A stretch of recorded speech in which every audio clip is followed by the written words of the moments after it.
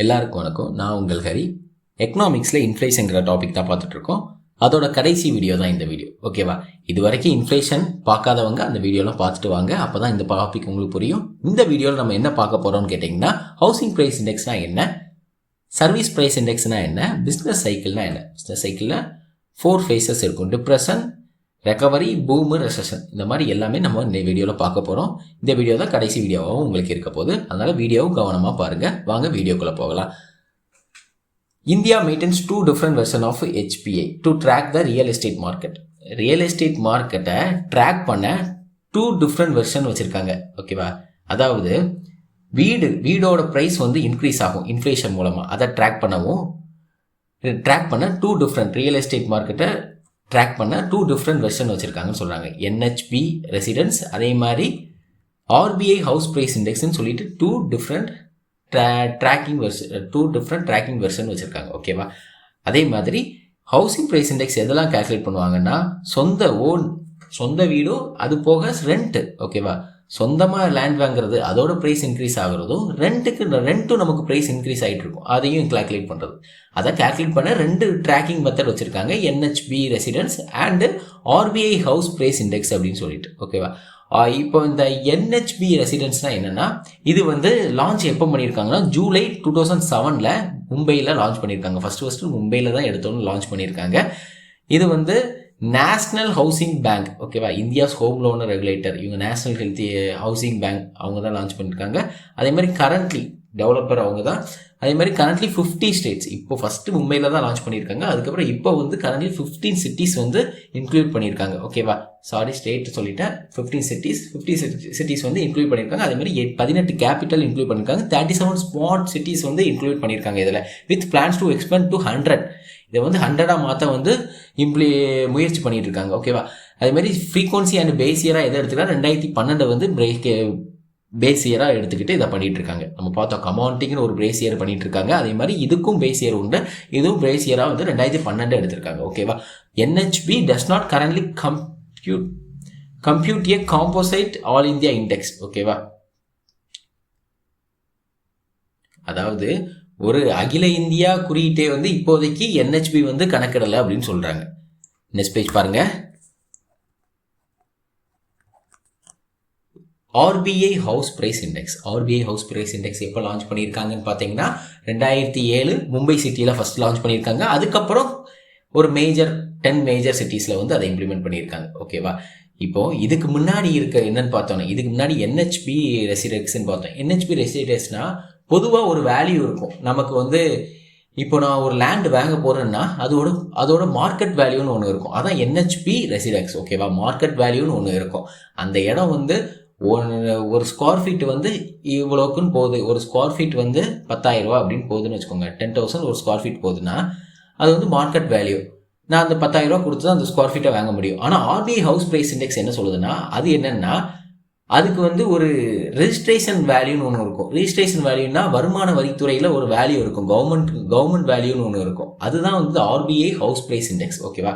இப்போ நான் இந்த ஒரு ஸ்கொயர் ஃபீட் 10,000 ரூபா மார்க்கெட் வேல்யூனா, ஆனால் அந்த RBI ஹவுஸ் ப்ரைஸ் இண்டெக்ஸ், அதாவது இந்த ரெஜிஸ்ட்ரேஷன் வேல்யூ, வருமான வரி வேல்யூ வந்து கவர்மெண்டோட வேல்யூ அவ்வளோ இருக்காது. கவர்மெண்டோட வேல்யூ அந்த இடத்துக்கு தகுந்தாப்புல எவ்வளோ இருக்குதோ, இப்போ 5,000 ரூபா கூட இருக்கலாம், 1,000 ரூபா கூட இருக்கலாம், 2,000 ரூபா கூட இருக்கலாம், இந்த மாதிரி கூட இருக்கும் சில இடத்துக்கு. ஸோ அந்த RBI ஹவுஸ் ப்ரைஸ் இண்டெக்ஸுங்கிறது அந்த வேல்யூ தான். ஓகேவா?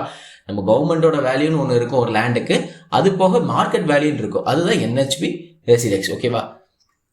இது எப்போ லான்ச் பண்ணியிருக்காங்க? 2007 மும்பை சிட்டியில் ஃபஸ்ட் லான்ச் பண்ணியிருக்காங்க. அதுக்கப்புறம் இதோட பேஸ் இயர் 2010 வச்சு 10 மேஜர் சிட்டிஸில் வந்து அடுத்த லான்ச் பண்ணியிருக்காங்க. அதுக்கப்புறம் கீ ஃபீச்சர்ஸ் என்னென்னு பார்த்தீங்கன்னா, unlike NHB, the RBI publish a composite all India HBI based on transaction data from registration authority. நான் சொன்னது தான்.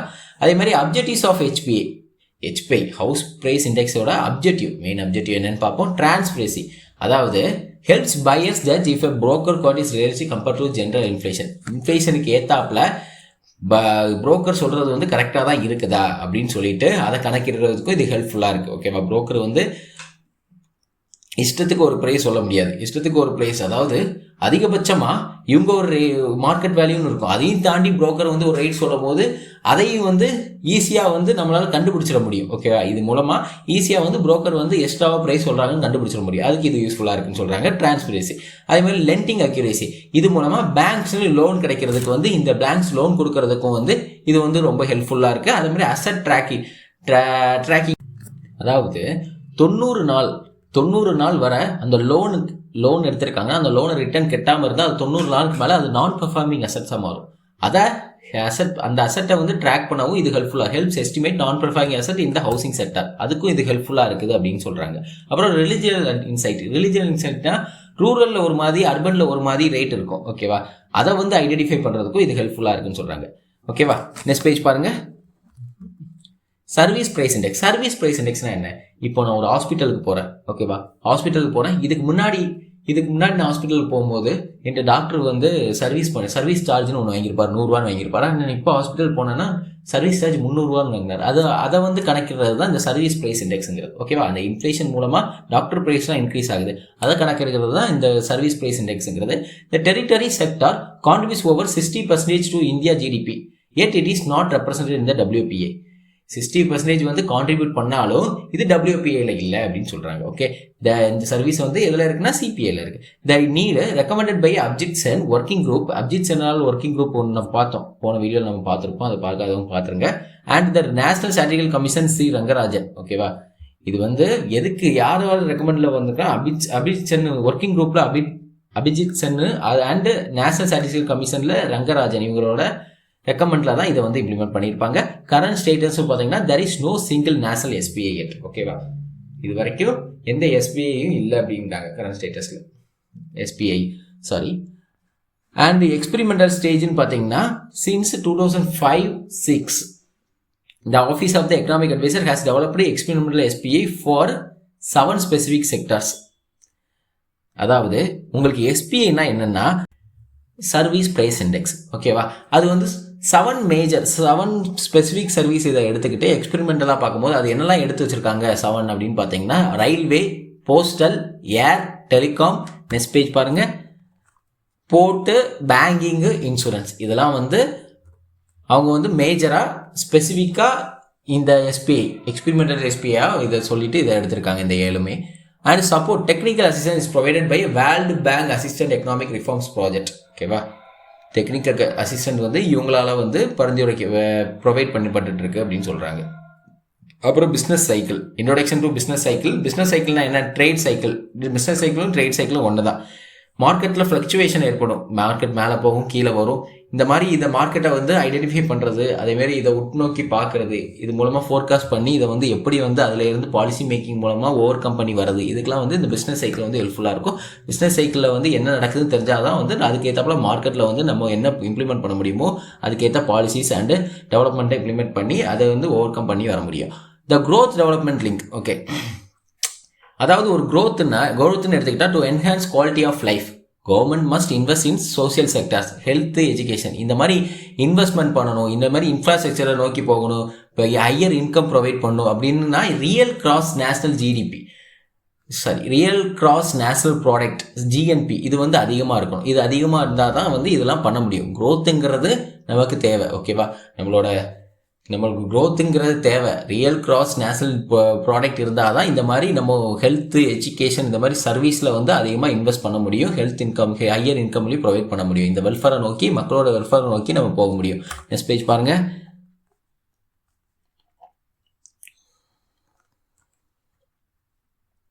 Continuous high economic activity is the goal, but economic often fluctuate between the best and the worst.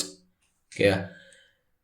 The four primary phases என்னெல்லாம் பார்த்தீங்கன்னா depression, recovery, பூமு, recession. ஓகேவா? இது 4 தான். இது depression தான் நமக்கு தெரியும். Lowest level of economic activity தான் டிப்ரெஷன். இன்ஃப்ளேஷனுக்கு கீழே வரும். ஓகேவா? இன்ஃப்ளேஷனுக்கு கீழே, ரெக்கவரிக்கு எல்லாத்துக்குமே கீழே டிப்ரெஷன் தான். அதுக்கு மேலே அதை ரெக்கவரி ஆகி வந்து இன்ஃப்ளேஷனுக்கு வர்றது தான் ரெக்கவரி பீரியடுமாங்க. அந்த ரெக்கவரி ஆகி ஓவர் ஆயிடுச்சுன்னு அப்படின்னா பூமு. இது வந்து எக்ஸ்ட்ரீம் பீரியட். ஹைப்பர் இன்ஃப்ளேஷனாக தாண்டி ஓவர் இன்ஃப்ளேஷன் பூமுன்னு ஆயிரும். ஓகேவா? ப்ரைஸ் லெவல்லாம் பிச்சுக்கிட்டு போயிருங்கிற மாதிரி ப்ரைஸோட, ஏன்னா வேல்யூ பணத்தோட மதிப்பே இல்லாமல் போயிடும் அந்த இடத்துல. இந்த peak level of economic activity பூமில் பணத்தோட மதிப்பே இல்லாமல் போயிடும், ப்ரைஸ் லெவல்லாம் பிச்சுக்கிட்டு போயிடும். அண்டு ரெசெஷனுங்கிற பீரியட் என்னென்னா declining of economic activity following a boom. ஓகேவா, பூமில் இருந்து நம்ம ஒரு ரிசெஷன் பீரியட் இருக்கும். அதே மாதிரி ரிசெஷனுங்கிறது டீஃப்ளேஷனும் எடுத்துக்கலாம். ஓகேவா, டீஃப்ளேஷனும் ரிசெஷன் நோக்கி தான். பூமில் இருந்து ரிசெஷனுக்குன்னு சில பாலிசி மேக்கிங் பண்ணி, ஏன்னா அப்போ தான் நம்ம இன்ஃப்ளேஷன் ஒரு ப்ராப்பரான இன்ஃப்ளேஷன் மார்க்கெட்டை நோக்கி வர முடியும். ஸோ அதாவது recession. And intermediate stages apart from இந்த 4 ஸ்டேஜஸ் இருந்தாலுமே அதுலேயுமே இன்னும் 2 ஸ்டேஜஸ் வந்து நமக்கு வந்து ஹிடனில் இருக்குது அப்படின்னு சொல்கிறாங்க. அது என்னன்னு பார்ப்போம். நெக்ஸ்ட் பேஜ் பாருங்கள். ஸ்லோ டவுனுங்கிற ஒரு ப்ராசஸும் இருக்குது. அதேமாதிரி ஸ்டாக்னேஷன், தேக்க நிலை அப்படின்னு சொல்லிட்டு ஒரு ரெண்டு டைப்பும் இருக்குது அப்படின்னு சொல்கிறாங்க. ஸ்லோ டவுனுங்கிறது க்ரோத்தில் வந்து ரொம்பவே ஸ்லோ டவுன் இருக்கும். க்ரோத் வந்து இன்க்ரீஸே ஆகாமல் ரொம்பவே மந்தமான நிலையில் மெதுவாக போயிட்டுருக்கும். இன்னொன்று என்ன, மந்தமான நிலை, தேக்கமே ஆயிரும். அப்படியே லாங் பீரியடாக வந்து டிமாண்டே இருக்காது. Low demand relative to productive capacity இருந்தாலும் டிமாண்டே இல்லாமல் இருந்தால் ப்ராடக்ட் விற்காது, சர்க்குலேஷன் ஆஃப் மணியே இருக்காது. ஸோ அதான் ஸ்டாக்னேஷன். அப்புறம் டிப்ரெஷன். இப்போ டிப்ரெஷன் வாங்க பார்ப்போம். Depression is the most severe and rare phase of the business. Okay, depression எப்போ ஏற்பட்டுச்சுன்னா யூஎஸ்ஏல கிரேட் டிப்ரெஷன் சொல்லிட்டு 1929 ஏற்பட்டுச்சு. இது கீன்ஸ் மெத்தட் மூலமாக அதை வந்து ரெக்கவர் ஆகி வந்தாங்க. ஏன்னா சில ஸ்டேட் இன்டர்வென்ஷனும் இருக்கணும், சில இடத்துல ஸ்டேட் இன்டர்வென்ஷனும் இருக்கணும். எல்லாத்தையுமே வந்து கேபிட்டல் மார்க்கெட்டில் விட முடியாது, கேபிட்டலிஸ்ட் கண்ட்ரியாக இருக்க முடியாதுன்னு சொல்லிட்டு ஸ்டேட் இன்டர்வென்ஷன் இருந்து அதுலேருந்து மீண்டு வந்தாங்க. ஸோ அதுதான் சொல்கிறாங்க 1929 அது இருந்தது அப்படின்னு சொல்லிட்டு. மேஜர் ட்ரேட்ஸ், அதோட பண்புகள் பார்த்தீங்கன்னா எக்ஸ்ட்ரீம்லி லோ டிமாண்டே இருக்காது. டிமாண்ட் வந்து எக்ஸ்ட்ரீம்லி லோவாக இருக்கும். ஓகே, டிமாண்டே இருக்காது. டிமாண்டே இல்லைன்னா எப்படி அந்த ப்ராடக்டை வந்து விற்க முடியும்? ஓகேவா, ஸோ டிமாண்ட், ஏன்னா மணி சப்ளையே இருக்காது, மக்களிடையே பணமே இருக்காது. அதேமாதிரி லோ இன்ஃப்ளேஷன் லோவாக இருக்கும். Price remains stagnant or very low due to lag of பையர்ஸே இருக்க மாட்டாங்க. மணி இருந்தால் தானே பையர்ஸ் இருப்பாங்க. ஸ்ரிங்கிங் எம்ப்ளாய்மெண்ட்டும் இருக்காது, எம்ப்ளாய்மெண்ட்டும் கம்மியாகும். அதுமாதிரி ஃபோர்ஸ்டு லேபர் கட்ஸ் அதிகமாக ஏற்படும். ப்ரொடக்ஷன் இருக்காது. ஓகேவா, நான் வந்து டிமாண்ட் இல்லைன்னா என்ன பண்ணுவோம், ப்ராடக்டை வாங்க மாட்டேன்னா ப்ராடக்ட்டை உற்பத்தி கம்மியாயிடும். அப்புறம் என்ன ஒரு லேபர் கட்ஸ் ஆகும். ஓகே, அதிகமாக வந்து பணி நீக்கம் பண்ணுவாங்க. ஓகே, நெக்ஸ்ட் பேஜ் பாருங்கள். கவர்னன்ஸ் அண்ட் ரெஸ்பான்ஸ், அவங்களுக்கு அதாவது குழப்ப நிலைக்கு போயிடுவாங்க. கவர்மெண்ட்டே வந்து ஒரு குழப்பமான நிலைக்கு போயிடுவாங்க. கிரேட் டிப்ரெஷன் 1929 நடந்திருக்கும். ஸ்ட்ராங் கவர்மெண்ட் இன்டர்வென்ஷன் இருக்கணும்னு சொல்லிட்டு அதுக்கப்புறம் தான் சில இதெல்லாம் மானிட்டரி பாலிசிலாம் இம்ப்ளிமெண்ட் பண்ணி அந்த மானிட்டரி வந்து மேனேஜ்மெண்ட் பண்ணுவாங்க. After that prevention from this modern economics focus இருக்கணும். அதாவது இப்போ மாடர்ன் எக்கனாமிக்ஸ் தகுந்தாப்பில் பாலிசிஸ் மேக்கிங் பண்ணி அது மாடர்ன் எக்கனாமிக்ஸ் தகுந்தாப்பில் ஃபோக்கஸ் பண்ணி அந்த டிப்ரெஷன்லேருந்து நம்ம வெளியே வரணும் அப்படின்னு சொல்லியிருக்காங்க. அண்ட் ரெக்கவரின்னு பார்த்தீங்கன்னா இந்த phase where and economy attempts to move out of a low production period. Okay, ரெக்கவரினா low production period, depression, recession, slow down of market, slow down of growth, இதில் இருந்துலாம் ரெக்கவர் ஆகிறது தான் ரெக்கவரின்னு சொல்கிறாங்க. ஓகே, இந்த டிப்ரெஷன் பீரியட்லேருந்து ரெக்கவரி ஆகணும்னா நம்ம இன்ஃப்ளேஷனை கொஞ்சம் இன்க்ரீஸ் பண்ணணும். இன்க்ரீஸ் பண்ண என்னென்ன பண்ணணுமோ அதை பண்ணணும். இப்போது என்ன பண்ணலாம், கரன்சி புழக்கத்தை அதிகமாக விடணும், மணி சப்ளை அதிகமாக விட்டால் இன்ஃப்ளேஷன் கொஞ்சம் ஆகும், அதுலேருந்து ரெக்கவரி ஆகலாம் நம்ம. அதுதான் அந்த பீரியட். ஓகேவா, அதோட பண்புகள் என்னென்னு பார்த்துருவோம். நெக்ஸ்ட் பேஜ் பாருங்கள். Upturn in demand, total demand begins to rise, necessitating and increasing in production. Okay, upturn in demand வந்து இன்க்ரீஸ் பண்ணணும். அதுக்கு என்ன இதோ அதை கண்டிப்பாக பண்ணியே ஆகணும். Total demand begins to rise. So டிமாண்டை வந்து ரைஸ் பண்ண என்ன பண்ணணுமோ அதை பண்ணணும். அண்ட் நெசசிட்டி இன்க்ரீஸ், ப்ரொடக்ஷனையும் இன்க்ரீஸ் பண்ணணும்னு சொல்லியிருக்காங்க. Expansion and investment, as the production process expands new investment became more. Okay, ப்ரொடக்ஷன் வந்து எக்ஸ்பேண்ட் ஆகும்போது நியூ இன்வெஸ்ட்மெண்ட்டும் வந்து அதிகமாக அட்ராக்ட் பண்ணப்படும் அப்படின்னு சொல்லிடுங்க. ஓகேவா, ப்ரொடக்ஷன் ப்ராசஸ் எக்ஸ்பேண்ட் ஆகும்போது இன்வெஸ்ட்மெண்ட்டும் அதிகமாக இதாகும், அட்ராக்ட் ஆகும் அப்படின்னு சொல்கிறாங்க. ஓகே, அதிகமாகும். எக்ஸ்பென்ஷன் அண்ட் இன்வெஸ்ட்மெண்ட். ரைசிங் இன்ஃப்ளேஷன், இப்போ நம்ம ப்ரொடக்ஷன் இன்க்ரீஸ் பண்ண அது வந்து ரெண்ட்டாவோ இல்லை சேலரியாவோ ஒர்க்கர்ஸுக்கு போய் சேரும். அந்த ஒர்க்கர்ஸ் வந்து மறுபடியும் அந்த பொருளை வாங்குவாங்க, யூஸ் பண்ணுவாங்க, மணி சப்ளை அதிகமாகும். இதுதான் அதோட இது. ஓகேவா, rising inflation. Okay, rising inflation is the major reason to overcome from the recovery period, depression period or a slowdown of growth period. ஓகேவா, so rising inflation, demand pushes inflation upward. Okay, டிமாண்டை push பண்ணி இன்ஃப்ளேஷனை upward நோக்கி போகணும். Cheaper for investor in real times. Okay, declining அன்எம்ப்ளாய்மெண்ட்டை decline பண்ணணும், employment அதிகமாக கொண்டு வரணும், ப்ரொடக்ஷனை அதுக்கு அதிகமாக க்ரியேட் பண்ணணும். ஓகே, ஸ்டிமுலஸ் மெத்தட்ஸ் வந்து பாலிசி டூல்ஸ். பாலிசினா கவர்மெண்ட் மேனேஜ் பண்ணும். Government manage recovery through tax breaks வந்து அதிகமாக கொண்டு வரணும். ஜிஎஸ்டி கட்ஸ் கொண்டு வரணும். இந்த மாதிரி ஜிஎஸ்டி கட்ஸ் கொண்டு வரணும். அதிகமாக போல மார்க்கெட்டில் இருக்க பொருளை வந்து வாங்க முற்படுவாங்க. அது மூலமாக ரெக்கவரி ரெக்கவரி ஆகும் அப்படிங்கிறாங்க. ஓகேவா? அதே மாதிரி சேலரி இன்க்ரீஸ் பண்ணணும். சேலரி இன்க்ரீஸ் பண்ணும்போது பணப்புழக்கம் அதிகமாக வரும் மக்களிடையே. ஸோ மார்க்கெட்டில் இருக்க பொருளை வாங்க முற்படுவாங்க. சப்ளை ஆன குட்ஸும் வந்து இப்போ டிமாண்ட் அது இன்க்ரீஸ் ஆகும் சப்ளை ஆன குட்ஸுக்கு. ஸோ அதிகமாக வாங்குவாங்க. entrepreneurial ரோல் வந்து innovation and searches for new frontiers by entrepreneurs are vital, especially next page பாருங்க. when incentivized by the governments, incentive அதிகமாக ப்ரொவைட் பண்ணும். ஆண்டர்பிரினர்ஸும் நிறைய ஐடியாஸோட வந்து நிறைய வந்து இது ப்ரொடக்ஷனுக்கு வந்து ஹெல்ப்ஃபுல்லாக இருக்கணும் மார்க்கெட்டுக்கு அப்படின்னு சொல்கிறாங்க. அண்ட் எக்ஸாம்பிள் இந்தியா 1997 to 2002 வரை ரெக்கவரிங் பீரியடில் தான் இருந்தது. அதில் இருந்தால் ஸ்லோ டவுனு ரெசஷன்லேருந்து நம்ம வந்தோம்னு சொல்கிறோம். நெக்ஸ்ட் என்ன பார்த்தீங்கன்னா பூம். ஓகேவா? பூம் வந்து ஹைப்பர் இன்ஃப்ளேஷனுக்கு மேலே. Boom is a strong upward fluctuation that represent the peak of economic activity. Peak லெவலில் எக்கனாமிக் ஆக்டிவிட்டி தான் பூமுங்காங்க. Overheating of market. ஓகேவா? Overheating of but it can lead to overheating அதாவது அதிகமான சூடாக்க தன்மையை வந்து நோக்கி கொண்டு போய், அதாவது பூம் ஆயிடுச்சுன்னு வச்சுக்கோங்களேன், பணத்துக்கு வந்து வேல்யூவே இல்லாமல் போயிடும்.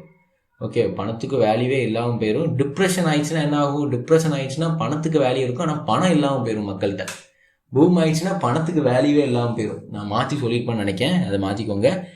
டிப்ரெஷனில் என்ன ஆகும்னா பணத்துக்கு வேல்யூ இருக்கும், பட் பணம் இல்லாமல் போயிடும். பூமில் என்ன ஆகும்னா, இன்ஃப்ளேஷனில் பூமில் என்ன ஆகும்னா பணத்துக்கு வேல்யூவே இல்லாமல் போயிடும் சுத்தமாக. எவ்வளோ பணம் கொடுத்தாலும் அது ஆசிலேட்டட் டிமாண்ட். அதுக்கு வந்து டிமாண்டை கிரியேட் பண்ணும். மேஜர் ட்ரேட்ஸ் பண்புகள் என்னவா? Demand is prolong reaches levels that exceed sustainability production. Okay, demand supply lag. Demand சப்ளையை வந்து லேக் ஆகும், மிஸ்மேட்ச் ஆகும். அதான் டிஸ்இக்விலிபிரியம், மிஸ்மேட்ச் ஆகுது. Market forces mismatch leading to a situation where inflation begin to spiral upward. Okay, spiral upward அடைஞ்சிட்டே இருக்குது. ஓகேவா? Inflation ஆகிட்டே இருக்குது. இதை ஸ்டாப் பண்ணணும்னா ரெண்டு மிஸ்மேட்ச் ஆகக்கூடாது, சப்ளையும் டிமாண்டும் கான்ஸ்டண்ட்டாக இருக்கணும். அதுதான் இதுக்கு ஒரே வழி அப்படிங்கிறாங்க. Structural problems may lead to a storage of next page பாருங்க. Investable capital, lowering savings and the creation of sellers market. சேவிங்ஸை லோவர் பண்ணணும், இன்வெஸ்ட்மெண்ட் கேபிட்டல் அதிகம் பண்ணணும். இதெல்லாம் பண்ணும்போது அதிகமாக வந்து நம்ம இதை கண்ட்ரோல் பண்ண முடியும் அப்படின்னு சொல்கிறாங்க. Okay, the overheating dilemma, while recovering is good, boom can become problematic due to rapid price risingனால boom வந்து ஒரு பெரிய பிரச்சனையை ஏற்படுத்துறதுக்கு நிறைய வாய்ப்பு இருக்குன்னு சொல்கிறாங்க. இந்தியா கேஸ் ஸ்டடியில் 96-97 ரெசிஷன் இருந்தது. அப்போ அதை வந்து ஓவர் கம் பண்ணி 2002-03 வந்தாங்க. இப்போ 2007 என்ன ஆச்சுன்னா, 2007 ஓவர் ஹீட்டிங் ஆஃப் ஆச்சு. அதையே அப்படியே விட்டுருந்தோன்னா நம்ம இப்போ மார்க்கெட் வந்து பூம் ஆயிருக்கும். ஸோ அதை வந்து கண்ட்ரோல் பண்ணியிருக்காங்க. The government admitted the economy was overheating, okay, as inflation hit 8% அப்படின்னு சொல்கிறாங்க. அப்புறம் symptoms of a downward shift, அதாவது when a boom becomes unsustainable, the following signs appear. ஏற்ற நிலைத்து நிற்க முடியாததா மாறும்போது பின்வரும் அறிகுறிகள் தோன்றும். ஓகே, இந்த மாதிரி டவுன்வர்ட் ஷிஃப்ட்டை வந்து இது பண்ணும்போது அது வந்து என்னென்ன சிம்டம்ஸ்லாம் நமக்கு கொடுக்கும் பூம்லேருந்து நம்ம இது பண்ணும்போது. ஓகேவா? அது என்னென்ன ஷிஃப்ட்லாம் கொடுக்குன்னு பாருங்கள். ஓவர் ஹீட்டிங் வந்து டவுன்வர்ட் இன் டிமாண்ட் வந்து கம்மியாகும் அப்படின்னு சொல்கிறாங்க. ஓகேவா? டிமாண்ட் வந்து அக்ரிகேட் டிமாண்டே வந்து கம்மியாகும்னு சொல்கிறாங்க. அதேமாதிரி ஃபால் இன் அவுட்புட்டும் கம்மியாகுங்காங்க, அன்எம்ப்ளாய்மெண்ட் அதிகமாகுங்காங்க, இன்ஃப்ளேஷன் லோ ஆகுங்காங்க. இதே மாதிரிலாம் சிம்டம்ஸ் வந்து நமக்கு கொடுக்குது. இந்த மாதிரிலாம் சிம்டம்ஸ் வந்து அதுலேருந்து ஓவர் ஹீட்டிங் வந்து அதுலேருந்து நம்ம சில பாலிசி மேக்கிங் பண்ணி அதை கண்ட்ரோல் பண்ணும்போது இப்படி ஆகுது. அதேமாதிரி ரிஸ்க் ஆஃப் டிப்ரெஷன் மறுபடியும் டிப்ரெஷனை நோக்கி போகிறதுக்கு வழி வைக்குது அப்படிங்கிற மாதிரி சொல்கிறாங்க. ஓகேவா கைஸ்? ரிசெஷன் பார்க்க போகிறோம். Recession is a mild form of depression. அதாவது டிப்ரெஷனில் ஒரு மைல்டு ஃபார்ம் தான் ரிசெஷனுங்காங்க. டிப்ரெஷனுங்கிறது ரொம்பவே பின்தங்கிய நிலையில் எக்கனாமிக் ஆக்டிவிட்டி இருக்கிறது தான். மைல்டு ஃபார்ம் ஆஃப் டிப்ரெஷன் தான் வந்து ரிசெஷனுங்காங்க. இந்த டைம்லேயும் வந்து அன்எம்ப்ளாய்மெண்ட் இருக்கும்.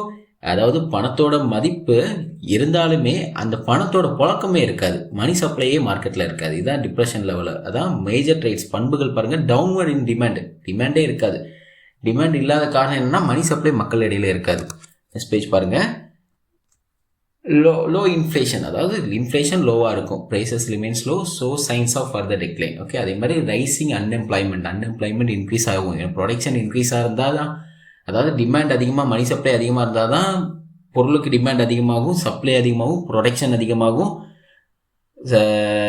அதிகமாகும், அதனால எம்ப்ளாய்மெண்ட் இன்க்ரீஸ் ஆகும். ஆனால் இந்த மாதிரி ரிசெஷன் பீரியடு, டிப்ரெஷன் பீரியட்லலாம் அன்எம்ப்ளாய்மெண்ட் தான் அதிகமாகும். ஓகே, ஆஃப்டர் இண்டஸ்ட்ரியல் ப்ரைஸ் கட்ஸ்னால் ப்ரைஸ் கட்ஸ் ஆகும், அதாவது லேபர் ஃபோர்ஸில் லேபர் கட்ஸ், அதாவது ப்ரைஸ் கட்ஸ் மீன்ஸ் பொதுவாக டிப்ரெஷன் ஏற்படும் போது இண்டஸ்ட்ரியல் வந்து அதை இது பண்ணுறதுக்கு ப்ரைஸ் கட்ஸ் பண்ணுவாங்க. அதாவது லிட்டரலி இந்த ஃபோர்ஸில் லேபர்ஸ் கட்ஸ், அதாவது இப்போ லேபர்ஸை கம்மி பண்ணுவாங்க, வேலை நீக்கம், இந்த மாதிரிலாம் நிறைய நடக்கும் அந்த இடத்துல. ஸோ அவங்க ப்ரொடக்ஷன் காஸ்ட்டை கம்மி பண்ணணும், வேறு வழி இல்லை. ஏன்னா அவங்களோட பொருள் வந்து மார்க்கெட்டில் விற்காது, தேக்க நிலையில் இருக்கும். ஓகே, ஆஃப்டர் தட் இந்தியன் கான் பார்த்தீங்கன்னா இதில் வந்து 1996 இந்த இது ஏற்பட்டிருக்கும் ரிசெஷனுங்கிறது, 96-97. இதோட காஸ் என்னன்னு பார்த்தீங்கன்னா சவுத் ஈஸ்ட் ஏசியன் கரன்சி கிரைசஸ்ன்னு ஒன்று ஏற்பட்டிருக்கும், அதனால இது ஏற்பட்டிருக்கும்.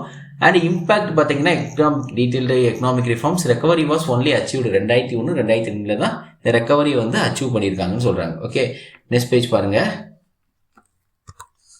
கவர்மெண்ட் ரெஸ்கியூ மெஷர் என்னெல்லாம் பார்த்தீங்கன்னா டைரக்ட் டேக்ஸ் கட்ஸ், அதே மாதிரி தான் ஜிஎஸ்டி, இந்த மாதிரி direct tax, indirect tax cut பண்ணி, டைரக்ட் டேக்ஸ் இருக்குன்னா இந்த இன்கம் லெவல் டைரக்ட் டேக்ஸை கட் பண்ணி பொதுவாக இன்கம்மை வந்து நேரடியாக, அதாவது டிஸ்போசபிள் இன்கம்னா வந்து டேக்ஸு எல்லாம் ரெடியூஸ் பண்ணி ஒரு இன்கம் போகும் மக்கள் இடையில், அதுதான். பட் வந்து இந்த டேக்ஸை எடுக்காமல், டைரக்ட் டேக்ஸே எடுக்காமல் அந்த இன்கம்மை அப்படியே மக்கள் இடையே கொடுக்கறது மூலமாக மணி சப்ளை இன்க்ரீஸ் பண்ணி விடுறது. மணி சப்ளை இன்க்ரீஸ் பண்ணி விட்டால் என்ன ஆகும், டிமாண்ட் இன்க்ரீஸ் ஆகும், பொருளுக்கு டிமாண்ட் இன்க்ரீஸ் ஆகும்போது ப்ரொடக்ஷன் இன்க்ரீஸ் ஆகும். இதேமாதிரி இந்த ரெசெஷன்லேருந்து ஓவர் கம் பண்ணலாம், இன்ஃப்ளேஷனை கொஞ்சம் இன்க்ரீஸ் பண்ணும்போது. அப்புறம் இன்டைரக்ட் டேக்ஸ் கட்டும் அதை ஜிஎஸ்டி கட் பண்ணுற மூலமாக, அதே மாதிரி அப்புறம் வேஜஸ் ரிவிஷன்ஸ் பண்ணலாம், இன்க்ரீஸிங் சேலரி இன்க்ரீஸ் பண்ணுறது மூலமாக இது வந்து இதுலேருந்து ஓவர் கம் பண்ணலாம். அதே மாதிரி சீப் மணி பாலிசி, இதெல்லாம் government rescue policies. Okay, government எடுக்கக்கூடிய ரெமெடிஸ். சீப் மணி பாலிசி கொண்டு வரணும், அப்புறம் இன்வெஸ்ட்மெண்ட் இன்சென்டிவ் கொண்டு வரணும். இன்வெஸ்ட்மெண்ட் இன்சென்டிவ் அதிகமாக கொண்டு வரதுனால இது வந்து பிரேக் ஆகும். ஓகேவா, ப்ரொடக்ஷன் அதிகமாகும், இதனால பிரேக் ஆகும் சொல்கிறாங்க. நெக்ஸ்ட் பேஜ் பாருங்கள். டெக்னிக்கல் ரெசெஷனில் when an economy see a fall in its GDP for 2 consecutive quarters, அதாவது 2 consecutive quartersல லிட்ரலி ஒரு 6 months அரௌண்ட், ஒரு குவார்ட்டர்னா 3 months எடுத்துக்கிட்டிங்கன்னா 2 கான்சிக்யூட்டிவ் குவார்ட்டரில் வந்து டெக்னிக்கலாக ஜிடிபி ஃபால் ஆகும்போது அது வந்து ரிசெஷன் சொல்கிறாங்க. அண்ட் குளோபல் டெக்னிக்கல் ரிசெஷன்னா when the global economic rate falls below the threshold of 2.5%, ஓகேவா, 2.5% ஆஃப் க்ரோத் ரேட்டு கீழே போகும்போது அதுவும் வந்து ரெசெஷன் சொல்கிறாங்க குளோபல் லெவலில். And growth recession, this term describes a paradoxical situation where the economy is technically growing but fails the labor market. Okay, growth recession என்ன சொல்கிறாங்கன்னா economic க்ரோத்தில் தான் இருக்கும், ஆனால் இப்போது இன்ஃப்ளேஷன் நமக்கு ஒரு ஹெல்த்தி இன்ஃப்ளேஷன் ரேஞ்சுன்னு ஒன்று உண்டு. 2% to 6% சொல்லுவாங்க. 2% to 6% வந்து ஹெல்த்தி இன்ஃப்ளேஷன் ரேஞ்சு. அதுக்கு கீழேயும் இருக்கக்கூடாது, அதுக்கு மேலேயும் இருக்கக்கூடாது. அதுக்கு கீழே இப்போ 1% இன்ஃப்ளேஷன் ரேஞ்ச் இருக்கும்போது அதை வந்து க்ரோத் ரிசெஷன்பாங்க. அப்போ வந்து ப்ரொடக்ஷன் கம்மியாக இருக்கும், லேபர் மார்க்கெட் வந்து ரொம்பவே அடிவாங்கும், அன்எம்ப்ளாய்மெண்ட் இருக்கும்.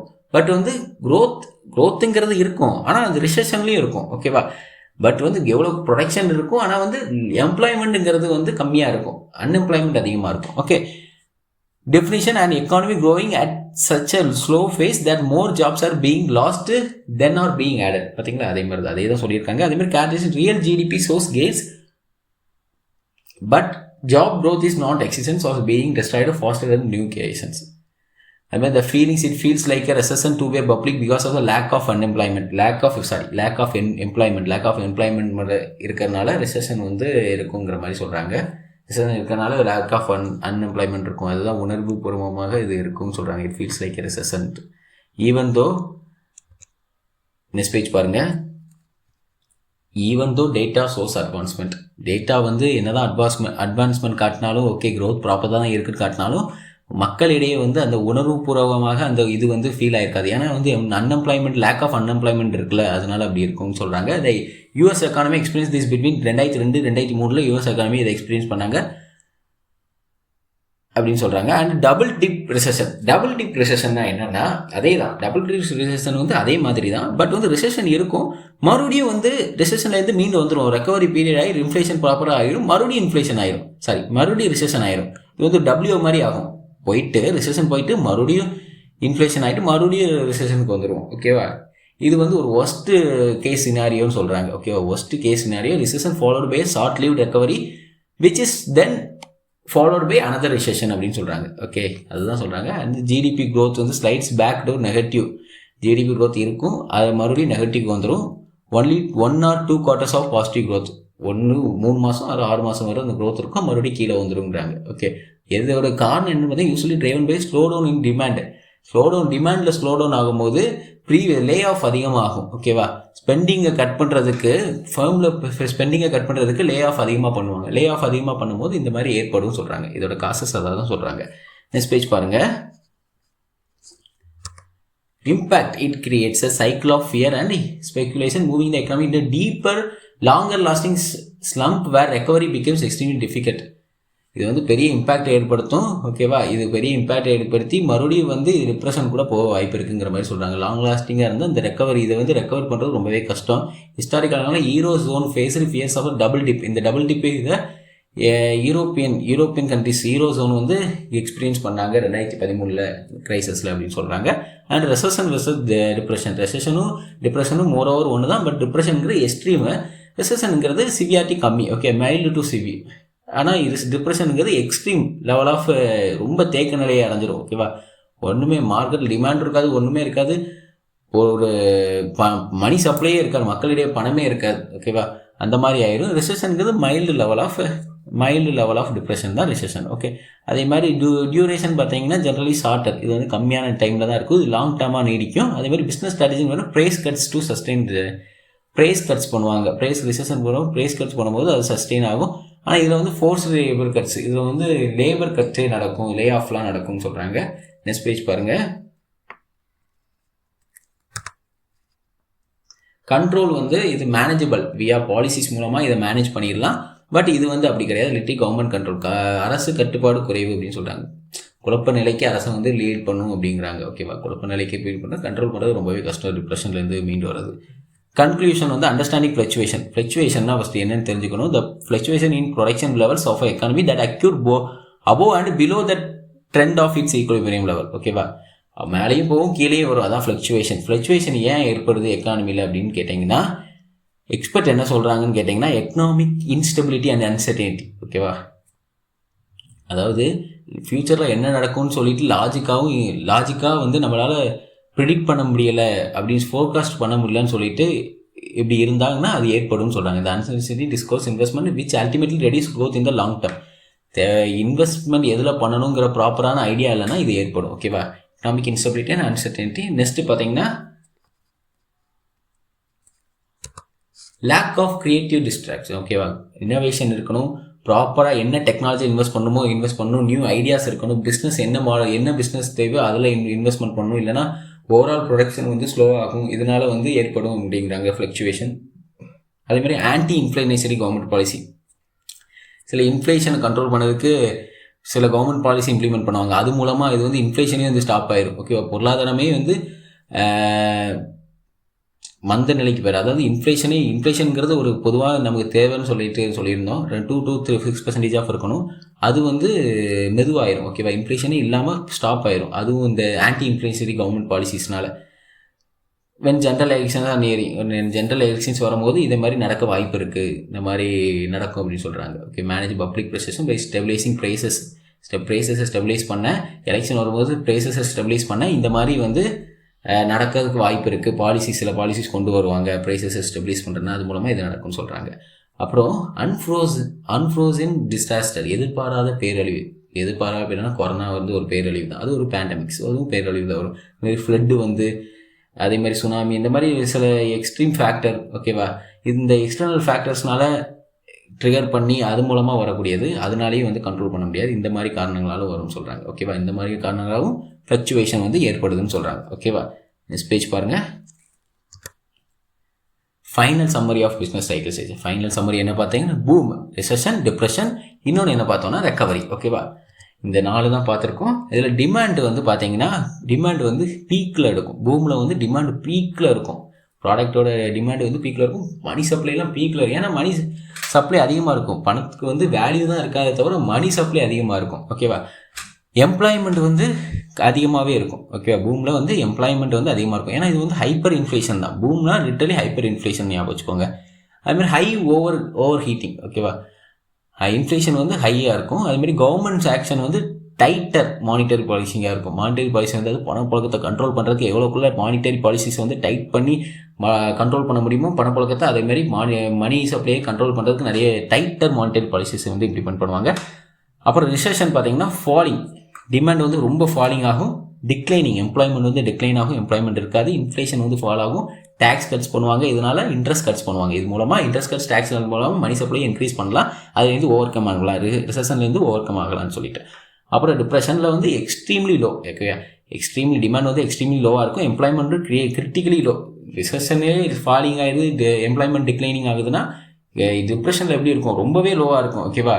ஏன்னா டிப்ரெஷனில் வந்து இதுவே இருக்காது, டிமாண்டே இருக்காது, மணி சப்ளையே இருக்காது. மணி சப்ளை இருக்காதுன்னா லே ஆஃப் தான் நடக்கும். மார்க்கெட்டில் லே ஆஃப் நடக்கும்போது என்ன ஆகும்? மக்களிடையே வந்து வேலை வாய்ப்பு இருக்காது, மணி சப்ளை இருக்காது, ப்ராடக்ட்டுக்கு டிமாண்ட் இருக்காது, இன்ஃப்ளேஷன் வெரி லோவாக இருக்கும், டெஃபிசிட் ஃபினான்சிங். ஓகேவா? இதெல்லாம் பற்றாக்குறை ஏற்படும், அதெல்லாம் ஏற்படும் சொல்கிறாங்க. நெக்ஸ்ட் பேஜ் பாருங்கள்.